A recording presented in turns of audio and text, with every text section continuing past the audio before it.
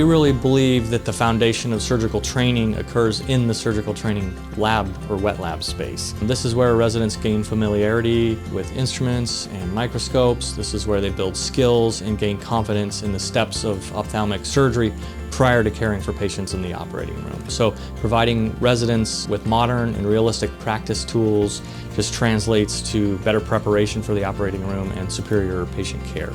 Our first phase is definitely focused on our trainees and expansion of our curriculum for our trainees, both with cataract surgery but also to the different subspecialties within ophthalmology such as glaucoma or retina or pediatrics and strabismus.